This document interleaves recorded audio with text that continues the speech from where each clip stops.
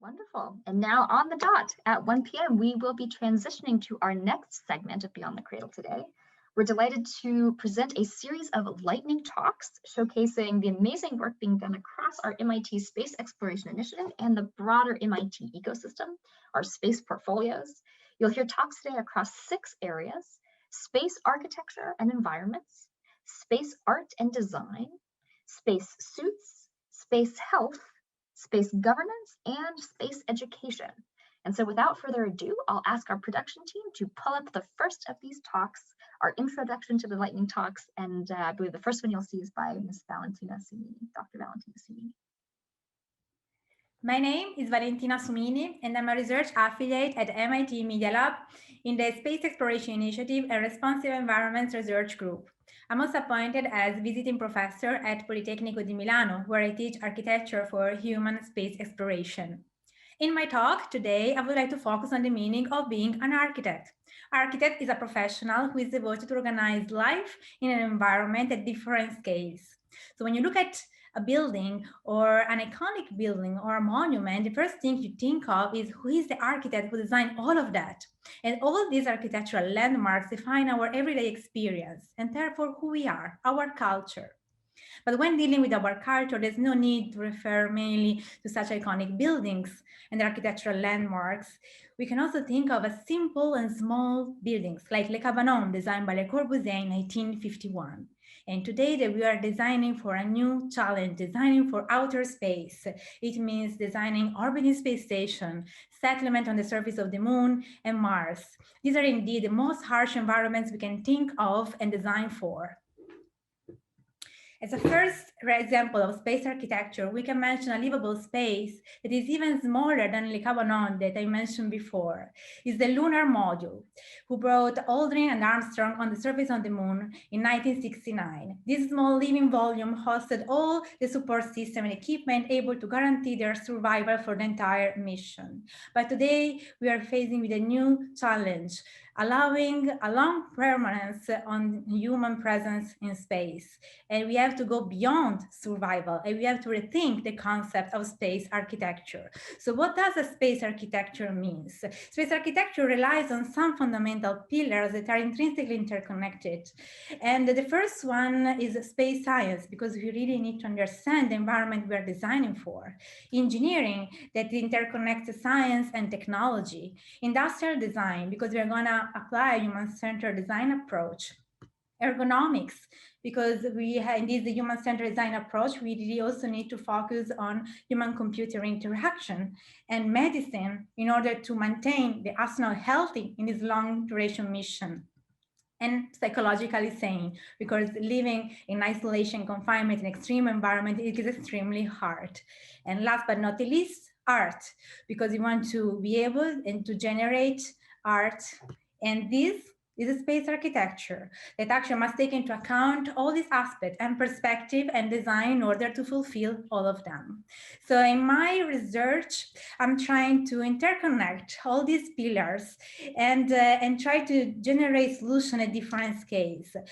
Starting from the understanding, for example, of how human body behaves in this new environment that is actually microgravity. Understanding it's gonna experience a sort of disability because of this different experience.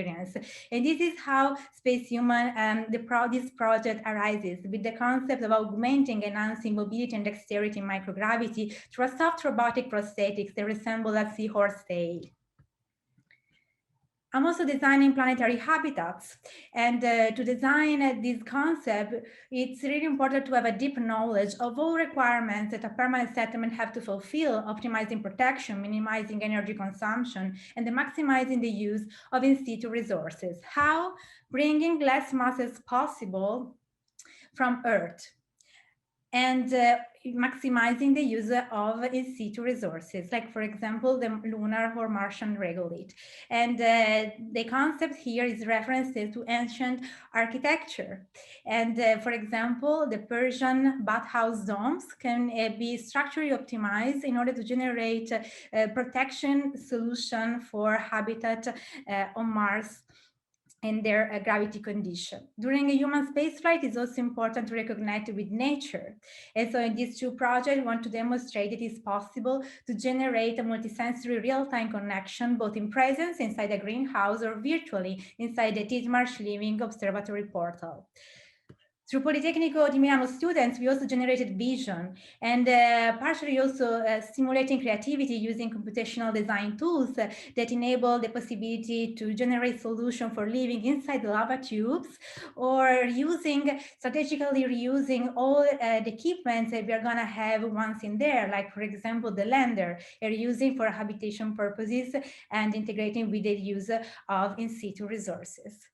So thank you for listening. I hope that you enjoy my talk, and please don't hesitate to contact me in case you have further questions. Thank you. Hello, my name is Don, and I'm a third-year PhD student at the Responsive Environments Group, conducting research at the intersection of presence, data visualization, and virtual environments. As ubiquitous sensing transcends from a vision to an everyday reality, the scope of interactions with the world mediated by computers has broadened.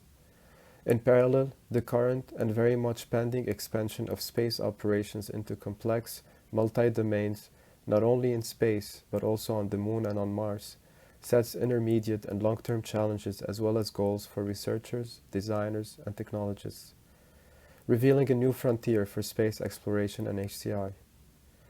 With the pending renaissance of human presence in space, together with the advancement in computer graphics and VR technologies, capabilities once only envisioned via science fiction novels and films can now be manifested and applied to space-based operations while being presented to the masses.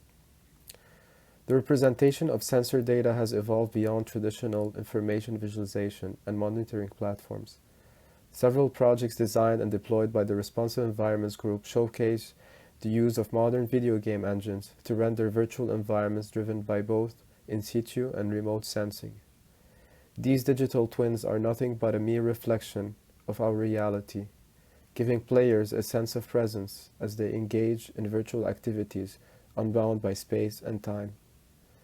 This is especially relevant in highly data-rich and instrumented environments like space, where these virtual symbiosis between humans and their environment is mediated by computers, robotics, and sensor networks, yet it is dispensed remotely to the human senses via our perceptual systems. The environmental psychology of space and planetary operations demand new affordances to be developed when designing interfaces and interactions for space mission, as well as for everyday life in orbit or on another planet. I have recently joined the resource team with Professor Deva Newman and her students to research, test, and deploy astronautic HCI and its role in space tele-exploration. Several projects are currently under development, and they will be implemented with VMSS that aims to develop a digital twin of several lunar operations to cache and visualize geological lunar data. This basic tabletop holographic rendering represents LiDAR data taken from NASA's Trek project. Another project that we're developing is inspired by Doppelmarch Explorer and decades of research in the field of teleoperations. This augmented virtuality sensor network navigator and monitoring platform aims to include players within a virtual cockpit as they are monitoring real-time and cache sensor data within Doppelmarch. Within the resources team, we plan to connect to similar interfaces, this time to navigate rovers, robots, and other types of actuators and data collection machines. A few weeks ago, we were rewarded by these breathtaking 4K images sent by Curiosity, and before that, the legendary Perseverance mission that left us in awe in front of the computer screens. As more data, scans, and high-resolution textures are being harvested from remote planets by sophisticated rovers, equipped with various cameras and sensors, we've been getting closer to not only browse a 360 image-based telepresence, but an immersive and in-depth rendering of those remote environments. For instance, libraries and tools such as Quixel Megascan that could integrate with game engines such as Unreal and Unity can help create a photorealistic rendering of scanned Martian and, in the future, lunar territories. The following is a conceptual digital twin environment built with Unreal and Quixel and showing a sensor node similar to Doppelmarch. The level of realism generated by today's computer graphics is approaching the perceptual limits of reality. As these technologies expand outside the realms of big studios and into the consoles of everyday user, the line between what is real and what is not narrows, and this indistinguishable virtuality becomes our future reality. I'm gonna leave you today with the following quote by Professor Edith Ackerman that resonates with me. Our purpose is to imagine and design learning environments in which the children, and also humans at large, can imagine and design. Thank you. Hi, my name is Sansfish. I'm a designer at the MIT Space Exploration Initiative, and I'm fascinated by the way that design and human culture will co-evolve in the weightless environment. In the near future, the number of people who call orbit their home will increase dramatically. When the International Space Station was first built, it was more a lab than a home. During the first long-duration stay in 2001, when Bill Shepard arrived, he improvised the first table on the ISS out of spare parts that he found in the Russian service module. Today, tables are a social object on station where astronauts gather and socialize. Things have improved significantly since then, but it remains more a lab than a home. When we build the next space stations, they'll have the benefit of all that we've learned since. And as more and more people visit, the way we think about designing for life in microgravity will change. There are a number of nuanced considerations that we might take into account, and I'd like to discuss a few of these today. Unlike any terrestrial site, the cycles of day and night are rapidly shifting on orbit, with 16 sunrises and sunsets per day. The entire day-night cycle we are used to passes in 90 minutes. One of the favorite places to spend spare time on the ISS is the cupola, the only place on the station with a wide view of the Earth. Since windows clearly have a positive impact on psychological health for those on orbit, and considering the potential for low Earth orbit as a tourist destination, it's likely that future stations will feature more windows as engineering constraints allow. Designing these windows might make life in space less claustrophobic than it has been so far, and advances in materials might allow for large windows, or we might have many small windows arranged together. What's certain is that the window, which we take for granted on Earth, will become an important design element in future space habitats. Unsurprisingly, the other thing that shifting light cycles prompt is a sense of passing of time. This rapid oscillation of night and day is both a challenge and an opportunity for designers. On one hand, future denizens of space will no longer have this cue for healthy circadian rhythms, but what we gain is a frequent opportunity to witness the sunrise and sunset, an incredible event that has the potential to shift one's perspective on the relative motions of our solar system. Through both architecture and design, we can facilitate this experience, as well as being considerate of the cycles that our own biology has evolved with, and how we might provide for a variety of places to be on future stations. It's also the first opportunity for humans to adjust to different environmental prompts related to time. The field of chronobiology uses the word Zeitgeber, literally time giver, for exogenous cues from the environment that affect our biological rhythms. Common examples of these cues are temperature change, exercise and work, social interactions, and eating patterns. These are all things that shift during time on orbit, but maybe the most significant is light. How will chronotypes change as we stay longer and longer in space? What design choices will we make in modulating and simulating an environment that's compatible with our biology? There are many subtle experiments to be done. More subtle still are the forces that are typically overwhelmed by the force of gravity on Earth. Van der Waals forces are one of the weak forces that we don't typically get to observe on Earth, but these forces are revealed in microgravity. Floating in weightlessness is one of the primary experiences that we hear about, but what happens when new and subtle physics appear? As designers begin to spend time on orbit, these intermolecular forces that make ink reach out for the page suddenly become material for new ways of interacting with the world. Finally, while working on the design of the telemetron, a musical instrument we created for performance in microgravity, we noticed an interesting quality of weightless objects. They seemed to have their own agency or anima that objects on Earth weren't imbued with. They moved around on their own, and when we weren't performing them, these instruments performed themselves.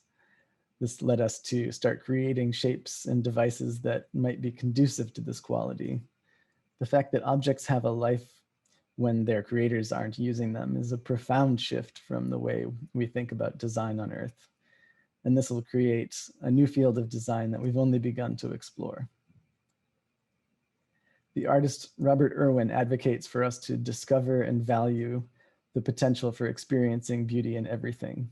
I think this is one of those great opportunities for human presence in space, and I'm excited to see the ways in which we can design for this environment. Thanks so much. If any of this excites you, please reach out. You can find me at Sansfish on Instagram and Twitter, and I would love to discuss this more with you.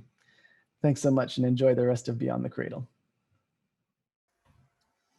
Hi, this is Xin Liu. I'm the arts curator in the Space Exploration Initiative. Today, I'm really excited to share a project from last year, the Sojourner 2020. Sojourner 2020 is the first ever international art open call that took a trip to the International Space Station. When we launched the open call back in 2019, we asked the artists to think, how will artists continue to inspire the future of space exploration? What are the opportunities and challenges in the creation of art for space and art depicting space and space technologies? To create a collective payload, we took a condominium approach. The payload features a 3-layer telescoping structure that each layer rotates independently and creates 3 different gravities with centripetal forces. Each layer also carries 6 pockets, and each artist can request up to 4 pockets to host their project. During the 30-day mission, the payload operation was also documented in both images and videos. I have to admit here, the size of the pockets were rather limited.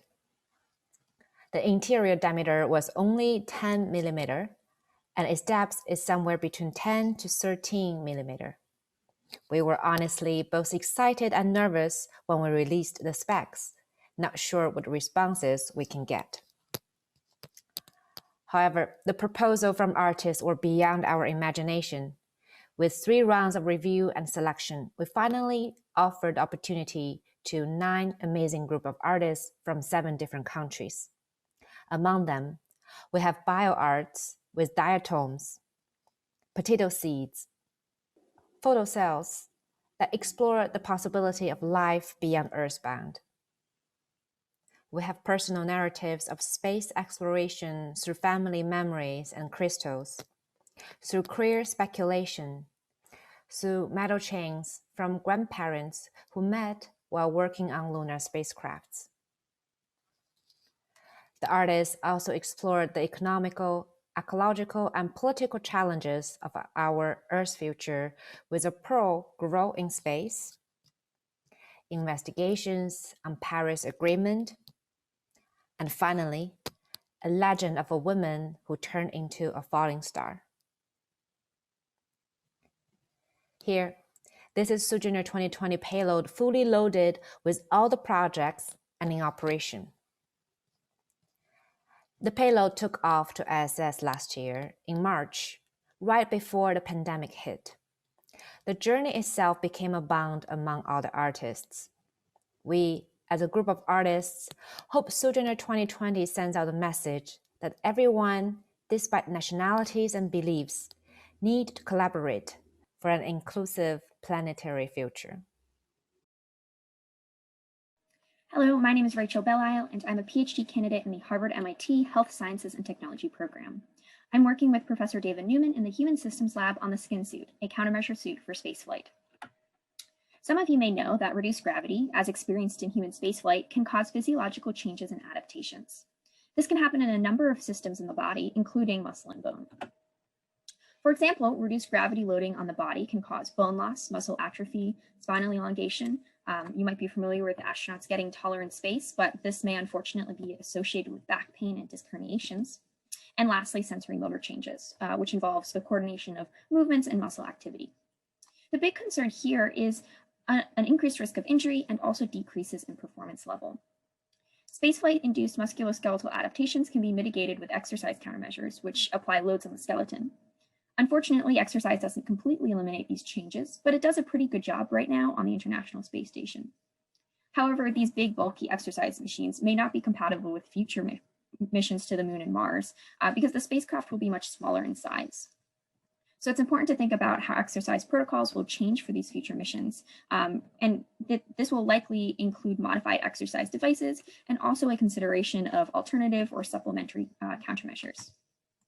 One example of this is a wearable countermeasure like the Skinsuit, which is the topic of my presentation today. The gravity loading countermeasure Skinsuit, or Skinsuit, is an intravehicular activity suit. This means that it's worn inside of the vehicle rather than being a suit that's used for EVA or spacewalks. The Skinsuit can be used during daily activities, during sleep, or even while completing daily exercise. The goal of the suit is to provide an axial load on the body, similar to the load that your body and your musculoskeletal system regularly receives when you're standing on Earth. The garment is anchored at the shoulders with those shoulder straps and around the soles of the feet with the stirrups that you can see in the photo here. The suit then uses fabric tension to apply the load to the body. So when you stretch a fabric to a certain length, it applies a certain amount of force. This suit has a variety of different applications, specifically in addressing the physiological changes that are prompted by the removal of this mechanical load, specifically from the torso and the lower limbs. So when we reapply this load, there's a couple of different applications here. Previous Skinsuit studies have looked at attenuating spinal elongation, mitigating back pain, looking at cardiorespiratory changes, how much energy does it take to perform these tasks, and also changes in muscle activity. And now multiple versions of this suit have been developed over the past decade, with the first or Mark I Skinsuit developed by our lab here at MIT. This was inspired by the Russian Penguin suit, which similarly reapplies load to the body during spaceflight. It's been used by the Russians since the 1970s or so. However, it's quite uncomfortable. And so the Skinsuit was really developed with the aim to improve comfort and usability. These suits have been developed by both MIT and collaborators across the world, and they've been tested in ground studies, parabolic flights, and even a couple of ISS missions with the European Space Agency.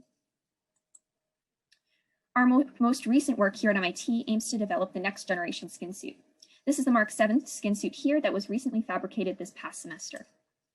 There are several goals in this most recent work. First, we want to ensure that we can provide a consistent axial body load on the skeleton, which is improving on the more varied and often insufficient load that was provided by previous versions of the Skinsuit.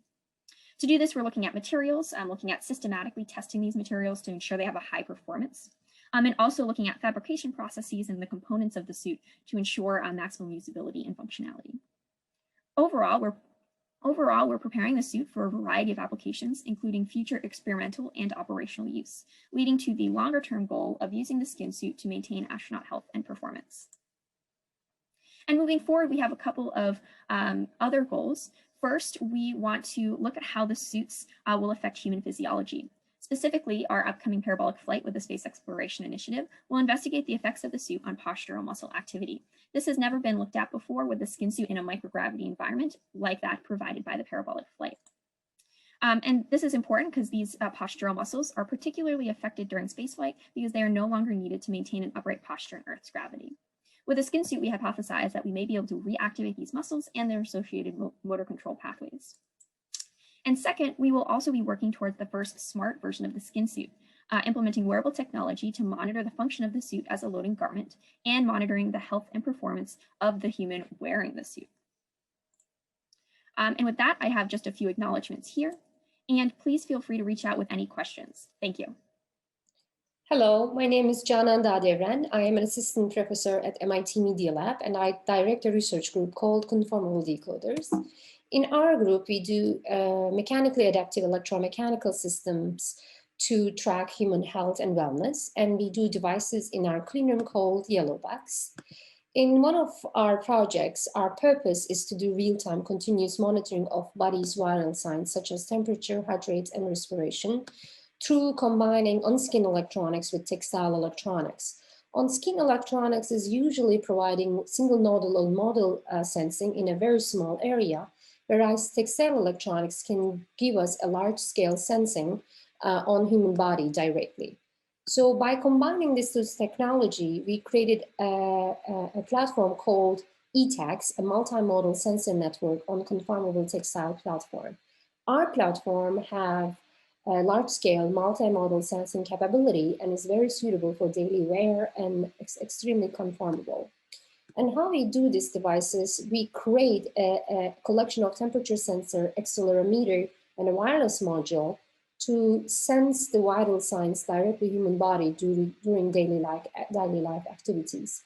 And we use PCB boards and can create multiple types of sensors on a single sheet and interconnections together for mass productability.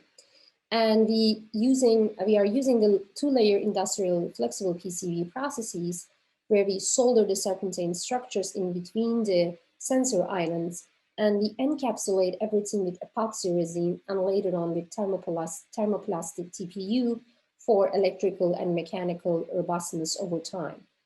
And also we use a programmable knitting service where we can create different types of knitting patterns.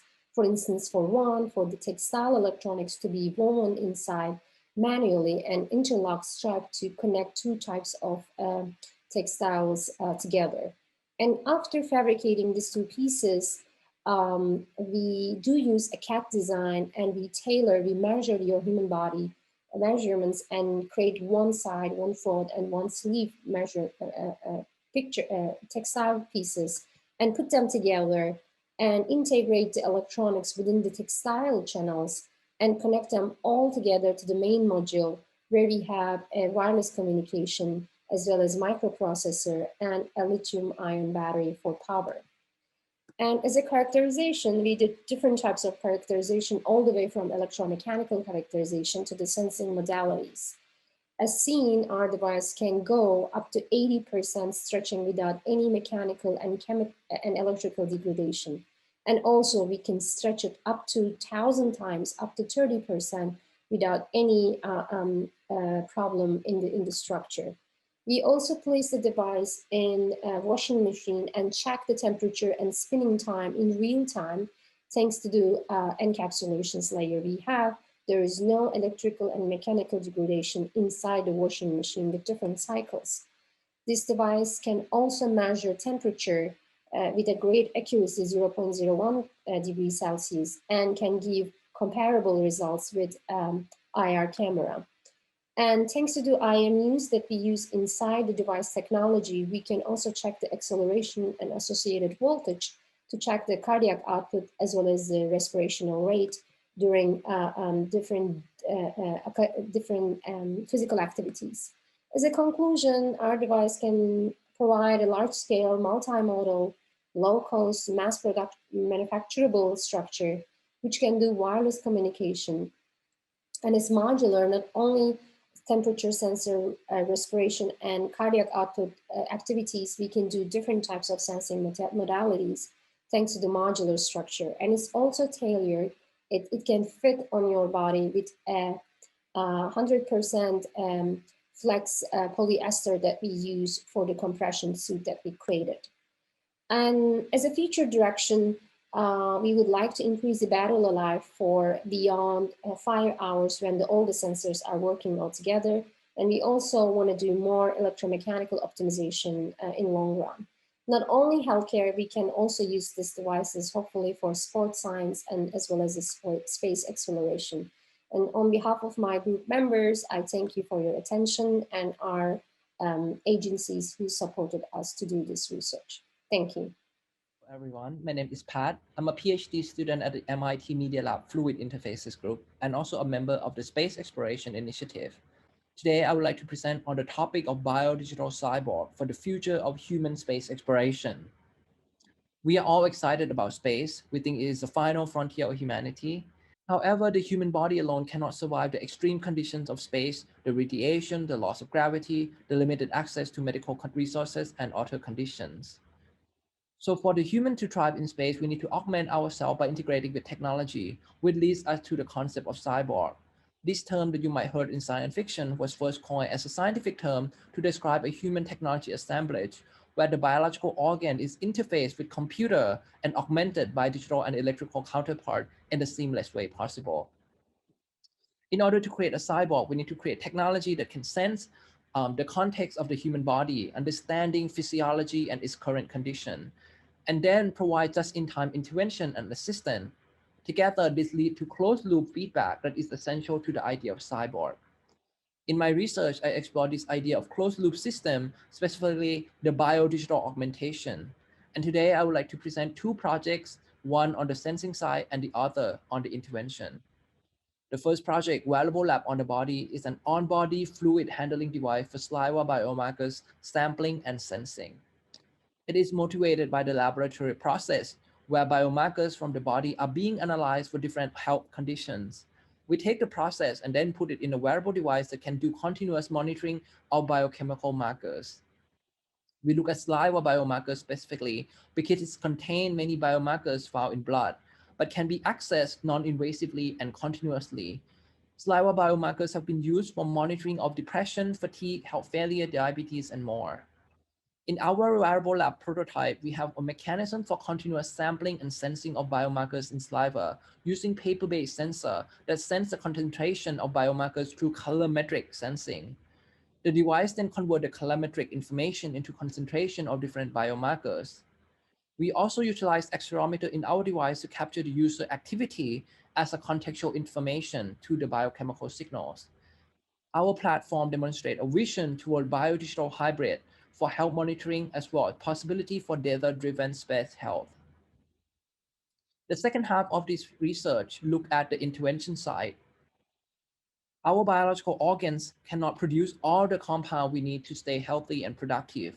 For example, we take caffeine to stay alert, serotonin to help us sleep, and medicine when we are sick. To produce this molecule, we use living cell as a biological factory by engineering genes responsible for producing different biomolecules into bacteria cell. And the list of molecules that we can produce with bacteria range from hormones such as insulin to medicine to neurostimulation. The list continues to grow with advancement in synthetic biology. In this second project, we explore the possibility of putting these engineered bacteria as a living biofactory on the human body to help us produce bioactive molecules in a personalized manner as an intervention module. We create a wearable biofab, a programmable bioreactor that attached to the human body. The device contains digital interface and biofluidic device channel for growing living cell on the human body. The device is activated using light control gene circuit that allow us to control bioproduction of the bacteria by switching the wavelength that we expose to the bacteria cell. We have produced our device using stereolithography techniques, which are 3D printing a method, and characterize our device in various ways. We explore the use of our device in space by integrating it into the future spacesuit, allowing astronauts to have independent personalized medical intervention, even when they are far away from the base. And together with the wearable lab, it can lead to closed loop health enhancement platform for the future of human space exploration. And this brings us back to the concept of cyborg. Manfred Klein and Nathan Klein in their original paper say that the purpose of cyborg is to have technology offload the task from the human body and allow us to be free to explore, free to create, to think, to feel. In this research that I present today, we explore the vision of biodigital system that will allow the astronaut to be free human exploring space. I would like to thank my team for making this work possible. If you have any more questions, feel free to contact me. Thank you so much. Hello, I'm Golda Whale. I'm a PhD student in the Space-Enabled Research Group, and today I'm going to be highlighting some history and ideas on how we can share lessons on telehealth between Earth and space. When we think about telehealth these days, space might not be the first thing that comes to mind. During the COVID-19 pandemic, telehealth has really made its way into the public spotlight as a way to connect remote patients and providers through telecommunications technologies. But telehealth isn't a new thing, and it actually shares roots in the space industry. As you may know, this week we're celebrating the 60th anniversary of Yuri Gagarin's trip to space. That means it's been over 60 years of thinking about how to keep humans healthy and safe, even when they're far away, something we might call telehealth. When Yuri Gagarin went into space, he was actually wearing ECG and pneumograph devices to monitor heart function and breathing, and those devices might have looked something like this. These pictures are actually from NASA. They're from the Mercury and Apollo programs, but you can get a sense of what the technology of the era might have looked like. On the left is actually the ECG sensor suite that Alan Shepard wore into space just a month after Yuri Gagarin's flight. On Shepard's flight, teams at Johnson Space Center actively monitored his heart function, respiratory rate, and body temperature. And later on, NASA would add a blood pressure monitor to the Apollo sensor suites, which you can see on the right side. These are just a few snapshots of how NASA and aerospace has roots in telehealth, and it's laid the foundation for a lot of the health and physiology research we've done in space, as well as laying the foundation for the infrastructure and operations needed to remotely monitor and care for patients. If we fast forward to today on the International Space Station, we've seen huge advances in what kind of healthcare can be delivered to astronauts beyond just simple monitoring.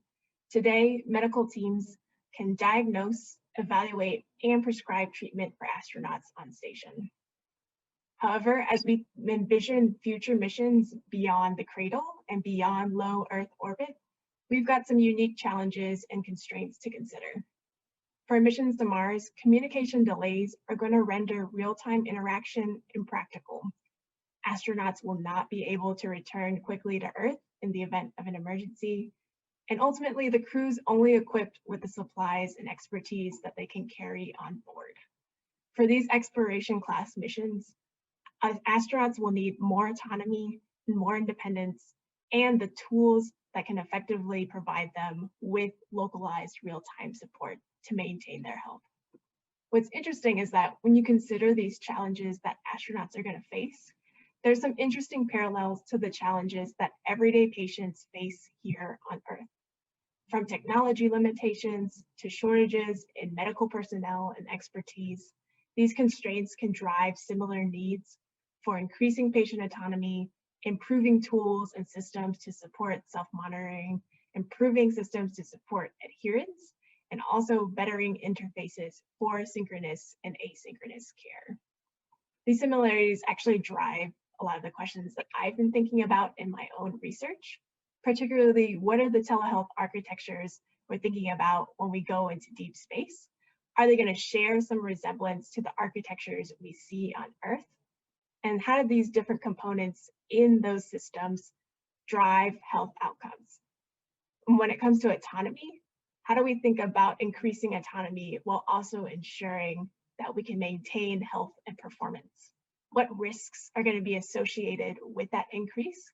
And how are we going to mitigate them if they do arise? And lastly, how do we design these tools to support self-care and adherence? In my work, I'm hypothesizing that as we build answers in the space realm, we'll learn some meaningful lessons that can be transferred and implemented on Earth. We've seen some of these lessons already take shape through technology transfer and spin-offs. But as we think about more autonomous and personalized healthcare in the future, there's going to be a lot more lessons, both for technology development, as well as medical operations, system and tool design, and improvements for technology transfer that can drive us toward this goal of making telehealth more effective, more supportive, and more accessible. With that, I hope you've gotten a sense of the possibilities that exist for advancing telehealth on Earth and in space, and thank you for listening. Howdy everyone. I hope you've been enjoying this year's rendition of Beyond the Cradle. My name is Jack Reed, and I'm a doctoral student working under Professor Danielle Wood in the Space-Enabled Research Group here in the Media Lab. Most of my work revolves around using data and models from multiple domains to tackle issues of sustainable development and public health, much of which falls under the header of the VITA Decision Support System, shown here. VITA uses a combination of in-situ and remote observation data, but in keeping with the event theme today, this presentation will focus primarily on the use of imagery from Earth observation satellites in understanding the impacts of COVID-19. To this end, I'll be drawing on some of our collaborations from around the world. In all of these cases, I should emphasize to you that it is important to work closely with local experts and community members in whatever location you are studying. They have not only pointed us in the directions of interesting trends, but they are crucial for accurately interpreting the data and ensuring that research results yield practical benefits. Now, particularly in the early months of the pandemic, there were numerous remarks about the environmental impacts, often positive, of the pandemic. We saw this in scientific journals such as Science and Nature, and also in a perhaps more colloquially eloquent form, Nature is Healing. Our research group has been looking at environmental impacts, but we've also been using satellite imagery to directly look at changes in human behavior. One nifty data set for this purpose is NASA's Black Marble, which contains panchromatic nighttime imagery that is corrected for natural sources of light, such as the moon, and can provide insight into human mobility and activity patterns. Data like this is increasingly available and accessible online. New Black Marble images are available almost daily, more limited by clouds than anything else. Here you can see a selection of such images for Rio de Janeiro, Brazil, over the first few weeks and months of the pandemic. We can use these images to visualize changes over the course of those months. You can see that the two airports, all of the famous beaches and tourist areas, and even an industrial area in the northwest, have all darkened significantly, as shown in red. Some of the other areas, including the more heavily residential and mixed-use areas, are brightened, as shown in yellow. This is not unique to Rio either. We see this across the world. My lab mate, Seamus Lombardo, ran a similar analysis for Bali, Indonesia. Airports and tourist areas all noticeably darkened. This data, particularly used in conjunction with detailed telecom-based mobility data, such as our colleagues in the City Science Group are doing, can help us to understand whether people and businesses are following social distancing guidelines, and where areas of a high risk of infection spikes are likely to occur. These data sources can also supplement one another. Telecom data is more detailed over time and space where it is available, but nightlight data can extend over broader geographical areas outside of cities and can help us to look backwards over the past several years to establish what the pre-pandemic norm actually was. Changing pace a bit, as we all learned last month, international shipping can be surprisingly vulnerable to disruption. Satellite imagery, in particular radar imagery, is one of the easiest ways to track such disruptions. One of our collaborators, Amanda Payton of East Carolina University, has been investigating precisely that, looking at how Angola's significant trade and travel restrictions in the early days of the pandemic impacted ship traffic. Once again, one of the virtues of this satellite data is that you can go backward and see how the current pandemic phenomena compare to pre-pandemic norms. In places where using outdoor fires are common, satellite imagery can also detect related human behavioral changes.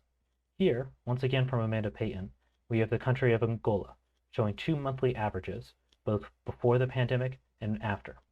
Green indicate areas with fewer fires than the historical seasonal norm in 2018 and 2019, and red indicates more fires. I'll wrap up here, but I hope you learned something from this snapshot of the variety of ways that Earth observation imagery can help us understand the societal impacts of a pandemic. If you are interested in learning more, I invite you to take a look at our website or to reach out to me. Enjoy the rest of the event. Hi, I'm David Colby Reed. In this lightning talk, I ask whether democratic social relations are possible in outer space and how we might advance them. How do you quit your job when you work in space? You can't just walk out because space is trying to kill you. The space environment is lethal, vast and abundant with materials that can be processed as inputs to survival, transportation, and economic activity, but only with technological mediation. Manufacturing oxygen, mining water, pressurizing habitations, blocking ionizing radiation, isolating dust and other contaminants, all of these activities will require capital-intensive technologies and sophisticated management protocols. Although it's possible to imagine a future in which the cost of these technologies declines, they require that actions by humans and machines be monitored, standardized, coordinated, and controlled. The lethality of the space environment and the need for technological mediation create conditions that are ripe for what philosopher Elizabeth Anderson calls private government. Now, here it's important to note that government is not just a property of a state. Government can exist in a workplace or a home as well.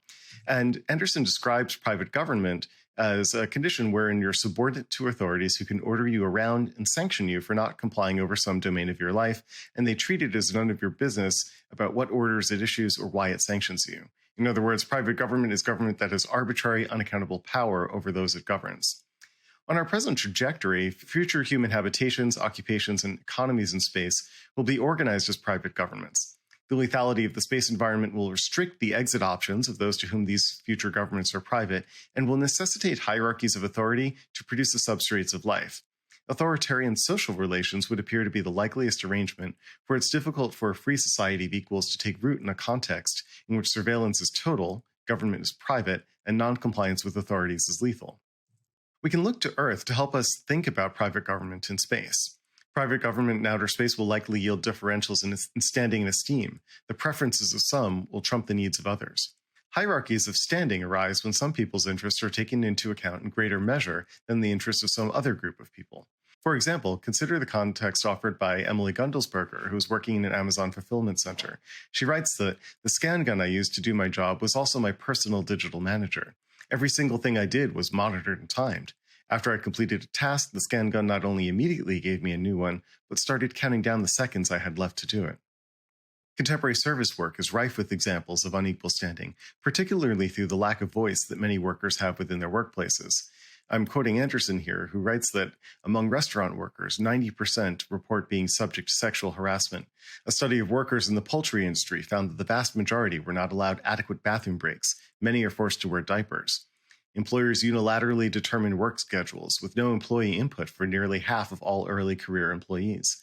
The result, including unpredictable schedules, fluctuating and short notice on-call and split-shift work, wreak havoc with the private lives of workers. They can't arrange childcare, they can't clear their schedules to take classes, or just have downtime.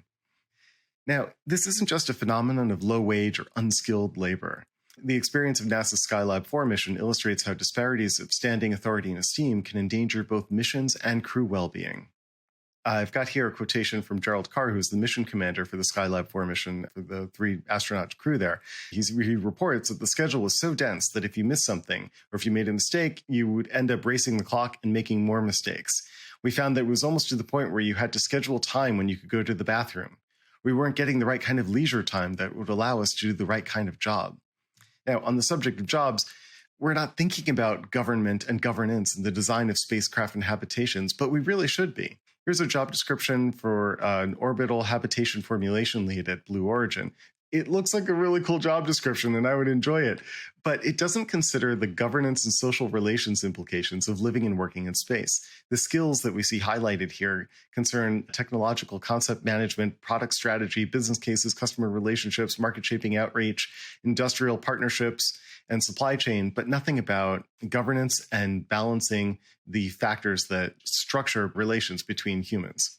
This is an excerpt from Starlink's Terms of Service, the Starlink communications constellation. For services provided in the cislunar sphere, the parties are governed by the laws of the state of California. But the parties, and I'm quoting here, the parties recognize Mars as a free planet and that no Earth-based government has authority or sovereignty over Martian activities. Accordingly, disputes will be settled through self-governing principles established in good faith at the time of Martian settlement. This provision right here helps to illustrate the underlying assumption of private government. Now, I don't mean to pick on Blue Origin and SpaceX, but as some of the most ambitious actors thinking about humanity's future in space, I think their blind spots reflect our collective blind spots. So here's the design challenge that I'm working with. How might we design space habitation technologies and management systems that enable democratic equality among future spacefarers? Thank you. Hi, my name is Mahek Sarang, and I'm the Lunar Exploration Projects Lead with the Space Exploration Initiative, as well as a research associate at the Harvard Business School studying the business and economics of space. My name is Thomas Gonzalez-Roberts, and I'm a graduate student in the Department of Aeronautics and Astronautics and the Technology and Policy program. I'm Kate McCall-Kiley, and a co-founder of the Space Governance Collaborative.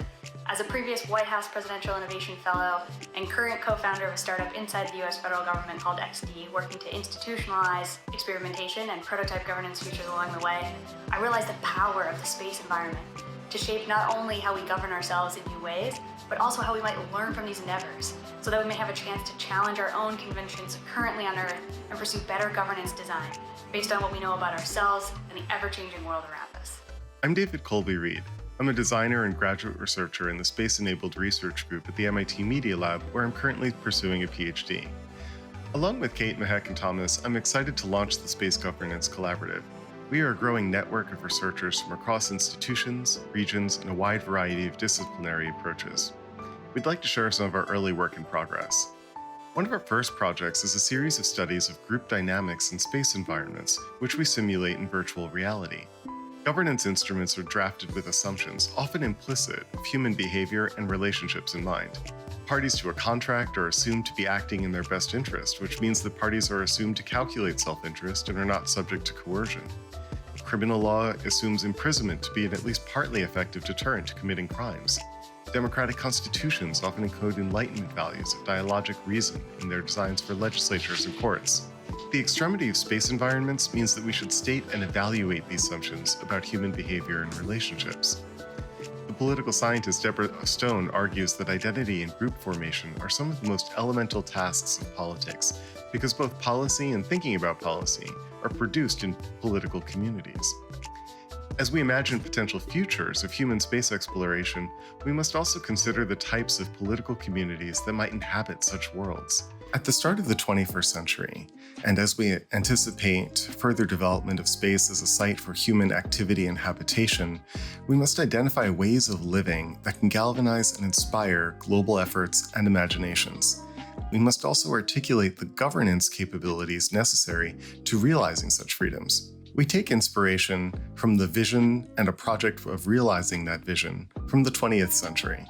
In 1941, President Franklin Delano Roosevelt spoke to the Congress and the American people to articulate a vision of the good society and a good democratic life that would be worthy of entering war to protect. This vision included what he described as 4 freedoms. They were the freedom of speech, freedom of worship, freedom from want, and freedom from fear. These were lofty, idealistic, and kind of intangible statements. Everywhere in the world. Roosevelt sought to articulate them in a global context, but it was the artist Norman Rockwell who sought to translate these visions of the good democratic life into scenes that were recognizable to American citizens. Freedom of speech was illustrated by a man speaking up in a public meeting. Freedom from want was imagined as a family sitting around the dining table, sharing a Thanksgiving meal. Freedom from fear, something quite intangible, was actually concretized in the most tangible stakes imaginable.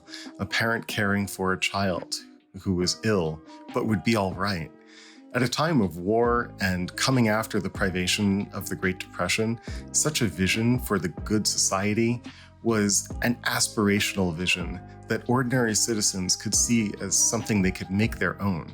We need something similar for the space context. As we work to realize human futures in space, we must widen the aperture of participation to include people from across ages, relative power and status, and regions of the world. This is the motivation for our Space Freedoms project. We seek to spur global conversations about visions of the good life for humankind in space. We seek to do so using art because we see that as a universal and as a means for encouraging the participation of a broad variety of stakeholders. Outer space is the only operational domain in which humans have traveled, but not yet engaged in overt conflict or war. I'm thrilled to be a part of the MIT Space Governance Collaborative because I believe in the space domain's potential to be a peaceful, cooperative, and just facet of human society. Space Governance Collaborative is our first effort to start researching and prototyping out the future governance models of this interplanetary society. Hi, my name is Rachel Connolly, and I'm a research scientist at the MIT Media Lab. I'd like to take this opportunity to envision the future of space education with you. An explosion of data and digital tools is opening up new opportunities for learners to access and engage with space phenomena. We are seeing the universe in new, dynamic, and increasingly authentic ways. You could see here what 400 years has done for our understanding of just one planet, Saturn, starting with Galileo's first drawing in 1610 to the 3D data visualization of its magnetic fields today. The tools and methods of space science are becoming critical to the design of educational experiences, but availability of data doesn't mean accessibility or usability, especially for educators and young learners. MIT Media Lab founding faculty member Seymour Papert put forward that learning happens best when people are actively constructing knowledge through creative experimentation and the design of shareable objects. He created tools for children to be designers and creators, not just consumers of technology. We recognize this is particularly difficult for space topics, where phenomena occur over large scales of time and space. But good design can bridge this gap. The Media Lab is working with NASA and teams across the nation to envision and design a future for Earth and space education that is interactive, meaningful, engaging, and accessible. Let's look at some examples. NASA's EYES is a suite of interactive visualization applications where you can fly with a mission across time and re-experience critical flybys or mission events. Once you reach these worlds, you can fly over the surface and measure terrain features using NASA TreX, browser-based portals to select planets, moons, and asteroids for your own exploration. You can even 3D print your favorite crater to make the planetary surfaces tactile for blind or visually impaired learners, or create immersive virtual reality experiences. If you want to get even closer to a moon rock, students could explore virtual 3D space rocks with the Astro Materials collection. These rocks help tell the story of the formation of our solar system and universe, and now students can explore the evidence for themselves, literally flying through the inside of the rocks at the inclusions inside. The Student HelioViewer is a data tool designed especially for learners that allows them to easily select and view solar phenomena, like the coronal mass ejection seen here, from multiple instruments on different spacecraft, all shown together in one integrated view. Like Google Maps for the sun, the instrument data is pre-selected to show the physical phenomena, so students can concentrate on learning about the sun and not have to worry about which data set to use and optimize. It also has a measurement tool that shows how big solar features are compared to the Earth to make the scale more meaningful for young learners. ViewSpace is another data tool that allows students to explore objects and materials from different perspectives through interactive sliders and stories. The Media Lab's own Public Library Innovation Exchange, or PLIX, develops STEAM learning experiences that integrate STEM with the arts, and these are based on MIT Media Lab research. PLIX CubeSat is designed to offer learners a way to experience the simulated life cycle of spacecraft design, testing, and launch through a creative design process. And for those ready to collaborate with scientists on their own discoveries, there are citizen science projects that enable students to work on real NASA science with others. I hope this has expanded your view of how space education can become more meaningful, engaged, and accessible for diverse learners. Thank you for the projects and teams who helped me with today's presentation. Everything you've seen here is freely available and linked from this slide. I hope you continue your exploration, and please let me know if you have any questions. Thank you. Hi, I'm Jim Gray, research scientist at the MIT Media Lab. With a career in education, human development, learning science, and technology design across industry and the academy, I want to ask, when the first human children are born and raised off Earth, how will they be educated? How should they be educated? It's not too soon to start imagining, designing, and building a new educational system. The benefits may arrive sooner and closer to home than you think. Educational systems should support the high-quality learning of all students, and that will be challenging in the new environments of space.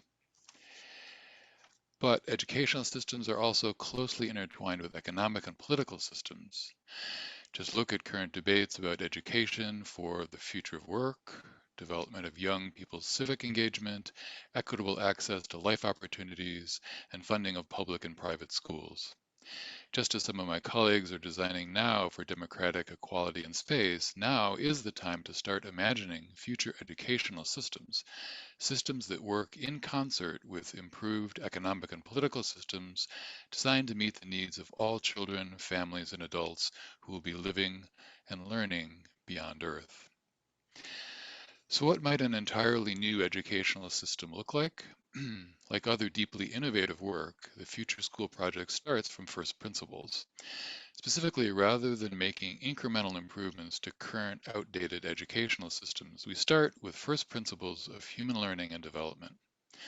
So, for example, if we assume that off-Earth communities start out being small and deeply interdependent, often fighting for survival, what might their educational system look like? I'll sketch a few potential features. The curriculum might be a child-centered curriculum to meet the needs of the whole child, like cognitive and social emotional development, with focus on first principles and practical application across fundamental realms of the physical and living and social and digital worlds. In this way, children learn to be confident, flexible thinkers who can use what they know to solve problems. The pedagogy may focus on creating meaningful projects and working collaboratively. In this way, children learn to be creative individuals who can work effectively with others. The theme is building wisdom, orienting towards the far future, learning lessons from the past, honoring multiple perspectives, and doing social good. In this way, children develop into adults who can use their advancing technological power to help the community survive and thrive, avoid misuse, injustice, and catastrophe. So imagining, developing, and testing these ideas will help prepare for a future beyond Earth, including the development of political and economic systems that meet everyone's needs in those new environments, but also provide short-term benefits of informing current educational systems back at home on Earth. NASA has documented 2,000 spin-off ideas since 1976 that their space program has provided people here on Earth. And likewise, projects at the Media Lab focus on the benefits to people on Earth enabled by space exploration and technology. Projects like Future School can help us prepare for successful life in the far future as an interplanetary species, and they help us now. In the process of designing for children's far future education in a just and equitable world that works for everyone, spin-off ideas along the way just may help us get there sooner. Thank you. And thank you, Jim, and all of our Lightning Talk presenters today for the fantastic content that you just shared. Because we have a little bit of time between now and we're going to transition to the next session, I wanted to offer, if our Lightning Talk presenters who submitted your videos, if any of you are still in the audience this afternoon, I see that we have Golda and Sans and Jim and a few others. If you'd like to put your hands up, so use the raise hand feature. We'll bring you in as panelists so that you can unmute and say hello. And then maybe we'll take a few questions from the audience. So for anybody who's online and has a question for any of the Lightning Talk presenters, you can ask that question in the Q&A, and we'll be promoting some of them to come up and say hello. Wonderful. Just give a moment to get that coordination to happen.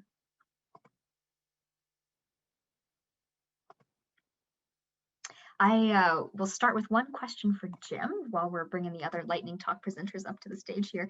Jim, I have really loved to have you presented this before to our Space Exploration Initiative Roundtable group, so the meetings that we do every month with our community.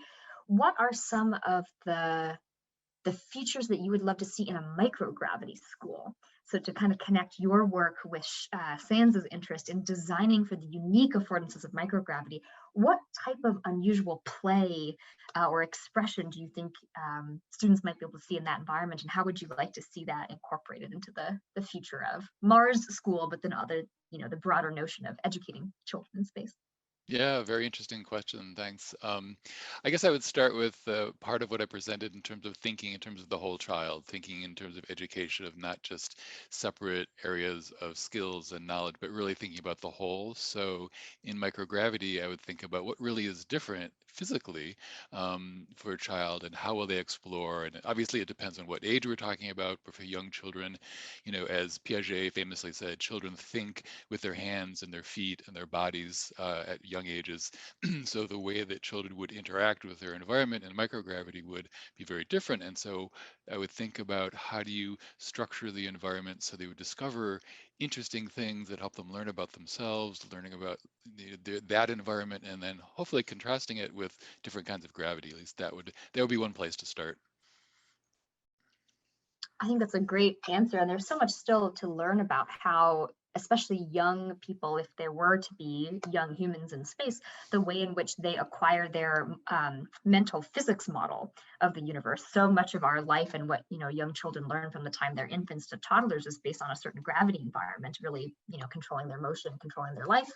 And it would be very interesting to understand and begin to project forward what it might be like to have young early childhood development in space. And this is a topic we've looked at every year at Beyond the Cradle. It tends to be a favorite workshop, which is the pregnancy, early childhood development, and what do we do as we're trying to form an interplanetary civilization on other gravities and other planetary bodies. With that, I just wanted to remind the audience again and say we actually have a fantastic group of the Lightning Talk presenters who have stuck around and have made themselves available. So if anyone would like to put a question into Q&A for any of them, I will try to pass it on. And we have our first question from Noah Feehan. It's a question for Sans. So he would love to hear more from Sans about how the instrument works. So how does Telemetron really function? How do you use it? What software does it connect to? And then separately, he's curious to hear more about the insights that you and Sana through the astronaut ethnography work have begun to understand about what is it good to be at zero-G right now. So what does it mean to be virtuosic in a zero-G environment? And I believe what Noah's talking about there is this incredible facility that astronauts have moving their bodies and traversing in a zero-G environment. So two-part question from Noah. Give us a little bit more, Sans, about Telemetron and your thoughts on what does it mean to be good at zero-G? Yeah, sure. Thanks, Noah. Great questions. So for those who might not have caught my talk earlier or aren't familiar with the work, the Telemetron is a musical instrument, and actually now a series of musical instruments that we've been building and testing to fly in zero gravity flights and experiment with what expressive musical performance can be and how it can be dramatically different in microgravity.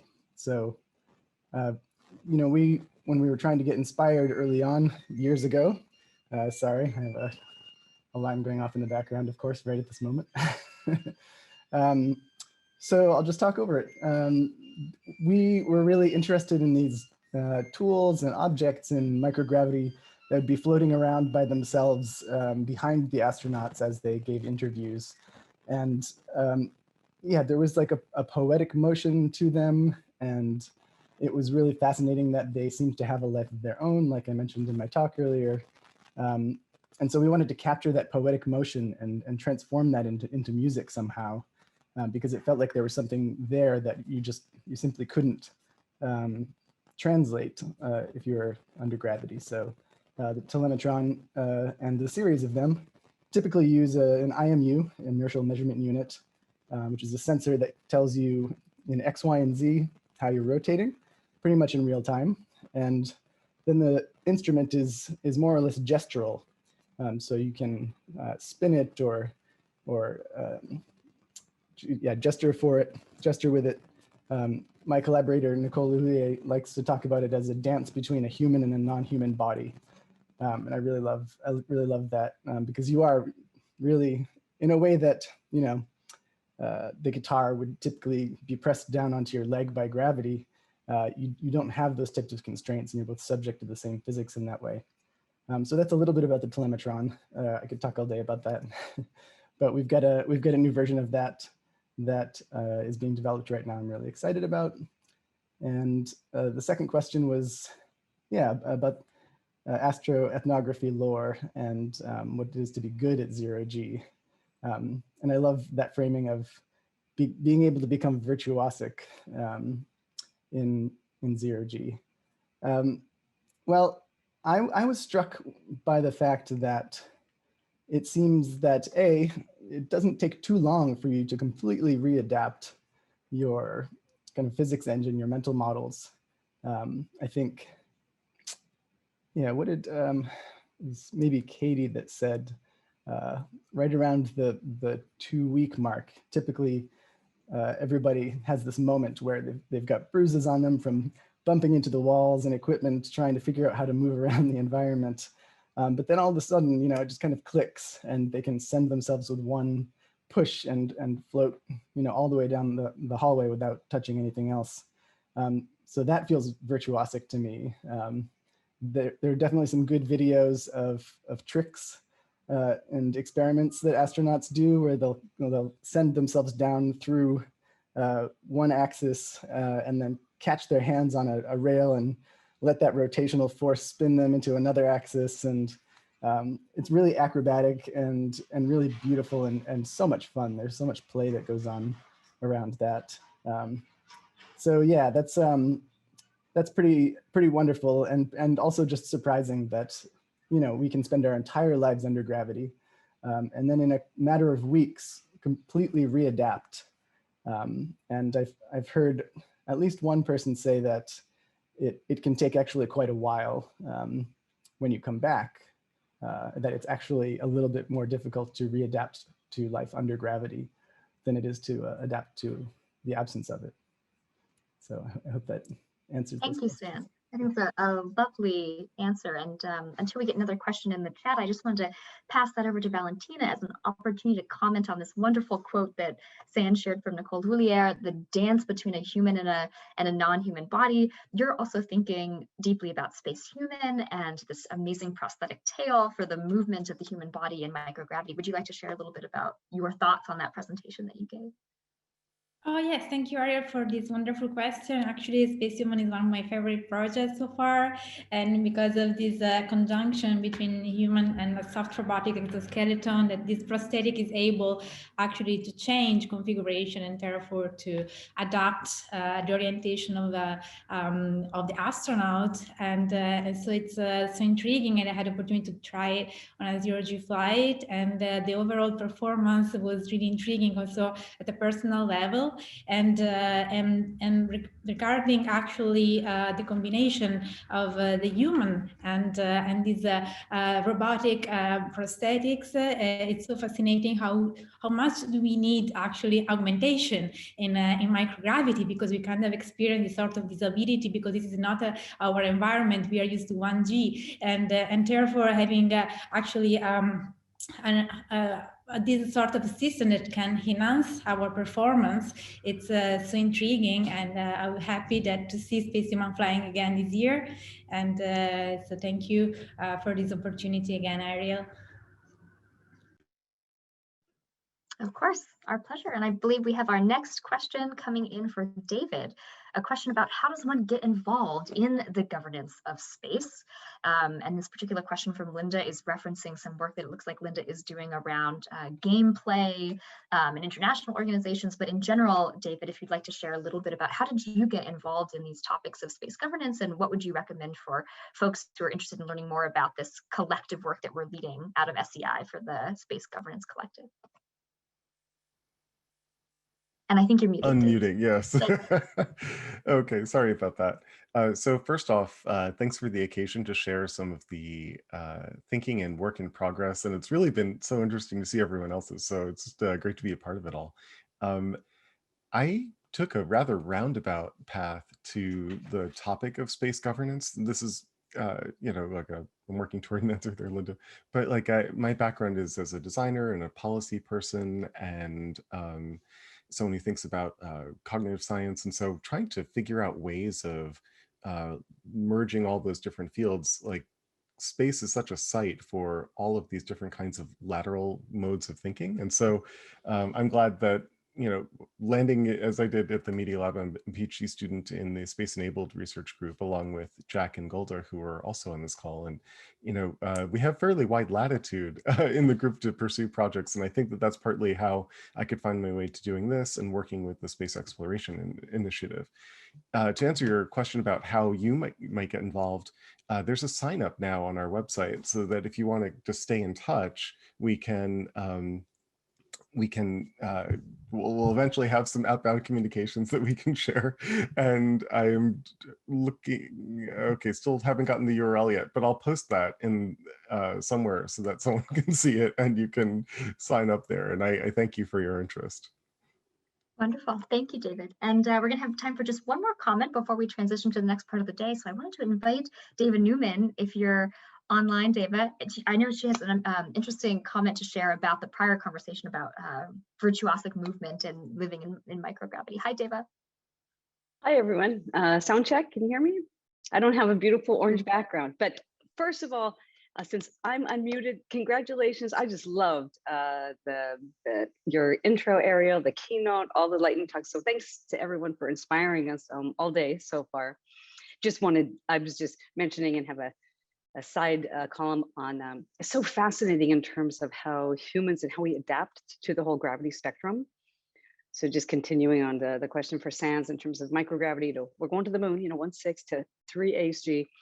And from our work in central nervous system brain control to body movement, whole body movement, it takes about 30 days, we think, for astronauts to fully adapt. But this is like elite Olympic athletes. When you look at Katie and all of our astronaut colleagues, they are professionals.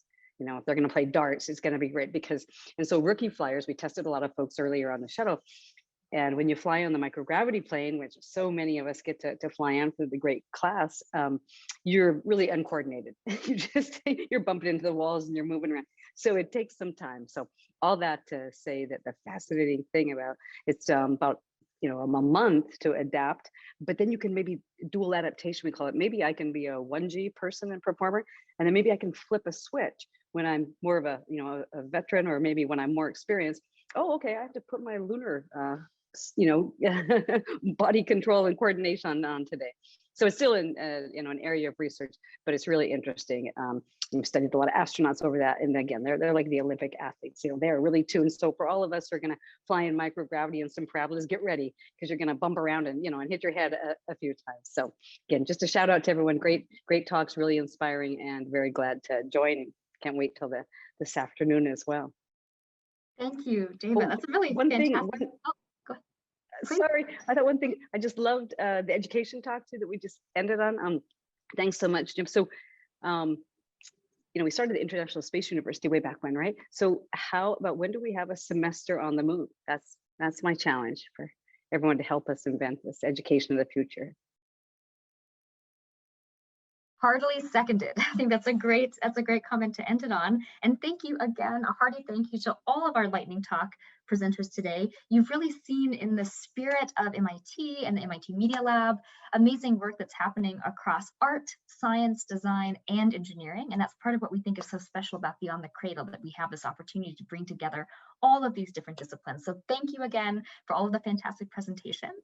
And now on to space governance in another big way. So today we have the opportunity to bring to you a session that we are a co-convener for under the heading of Moon Dialogues.